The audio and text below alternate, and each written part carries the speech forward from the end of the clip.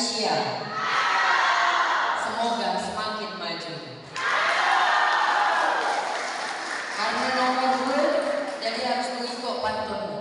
Sikok lagi. Alam ke alam malam ini. Malam 22. Alam ke alam Aisyah ini. Insya Allah coblos di nomor 2. Organisasi Aisyah, Dr. Laila, IWAPI, Bujang Gadis Lahat, anak-anak muda, hidup generasi muda. Dan juga ada KPU, Bawaslu, tim kemenangan baik paslon 1, 2, dan 3 hadir di sini. Juga ada perwakilan dari paslon nomor 3 yaitu Bapak Muhammad Aryadi, anggota DPR Madawi. Dan juga ada calon. Saya menghadiri undangan dari pengurus baik pimpinan maupun pengurus Aisyah. Yang kedua, saya mengucapkan terima kasih kepada pimpinan maupun pengurus Aisyah. Fable dan social inklusif. Jadi bagaimana seorang calon pemimpin dapat mengatasi gengsi ini supaya ketidakadilan jadi adil, ketidaksejahteraan jadi sejahtera. Bahwasanya selama ini gender equality masih sangat redup di kalangan generasi kita. Banyak sekali pemimpin perempuan tapi tidak berani maju, kalah dengan pemimpin laki-laki. Maka dari itu kehadiran saya di sini mewakili seluruh aspek. Saya ingin memperjuangkan kaum perempuan yang mana duduk sama rendah, berdiri sama tinggi di seluruh aspek budaya dan masyarakat.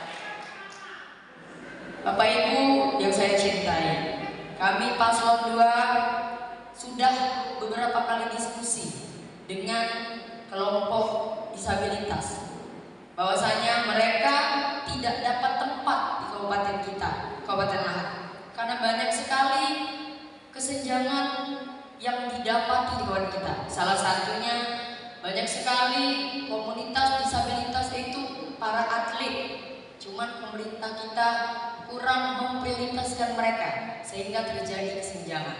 Maka dari itu Bursa dan media berkomitmen kalau kita menampilkan Lahat, insya Allah isu gengsi ini dapat berkelanjutan. Bapak Ibu yang berbahagia, bahwasanya Yang Maha Kuasa menciptakan manusia berpasang-pasangan, wanita dan laki-laki. Jadi harus setara, bukan untuk mengungguli, bukan untuk menandingi, tapi kaum wanita dan pria bersinergi untuk kemajuan Kabupaten Lahat. Jadi maka dari itu saya dan Pak Bursa dan negara Indonesia telah memasuki era industri 4.0, yaitu era industri digitalisasi dan modernisasi. Era digital sangat erat kaitannya dengan generasi muda, generasi yang membawa perubahan, generasi yang dikenal dengan agent of change. Maka dari itu saya dengan Pak Bursa mewakili lintas generasi, mewakili kesetaraan gender, dan juga mewakili seluruh masyarakat yang ada di Kabupaten Lahat. Perwakilan antar generasi, perwakilan antar gender sangat dibutuhkan untuk pemimpin Kabupaten Lahat. Jadi lintas generasi, anak-anak muda tidak lagi dianggap sebelah mata, perempuan tidak lagi dianggap sebelah mata. Maka dari itu bagaimana lintas generasi dan keterwakilan kaum perempuan di kancah perpolitikan Kabupaten Lahat harus sejajar dengan kaum laki-laki. Tapi ingat, kaum perempuan harus ada kodratnya, yang mana kodrat kita tetap di dapur, sumur, dan kasur, tapi tetap mengutamakan juga proses demokrasi, yaitu sosial, budaya, ekonomi yang ada di Kabupaten Lahat. Bapak Ibu yang saya hormati, Kabupaten Lahat dikenal dengan negeri 1000 air terjun, dikenal dengan ribuan situs megalit, akan tetapi di balik keindahan itu banyak sekali sekali menyimpan problematik di kabupaten kita. Maka dari itu, sesuai dengan tema yang ada di sini, isu Gen Z harus berkembang dan menjadi statement positif untuk Kabupaten Lahat. Setuju? Jadi aku lihat pengurus Aisyah ini sepertinya Pak Ganda bajunya hijau melambangkan PKB dan jilbabnya kuning melambangkan Golkar. Dan juga visi-misi kami menata kota, membangun desa. Penataan kota perlu dilakukan untuk pencapaian lebih optimal roda-roda perekonomian yang ada di Kabupaten Lahat. Membangun desa berarti membangun sebagian dari negara Indonesia, membangun Kabupaten Lahat.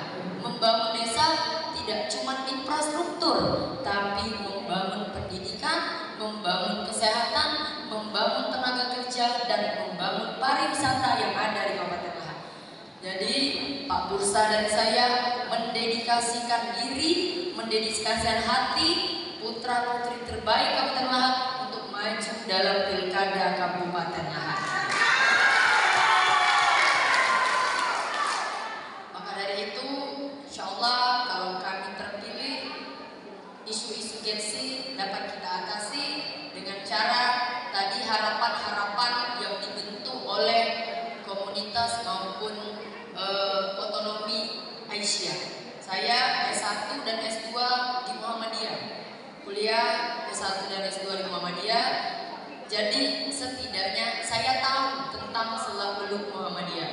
Muhammadiyah ini sudah mencerdaskan masyarakat sebelum Indonesia berdiri. Muhammadiyah berdiri tahun 1912, sedangkan Indonesia merdeka tahun 1945.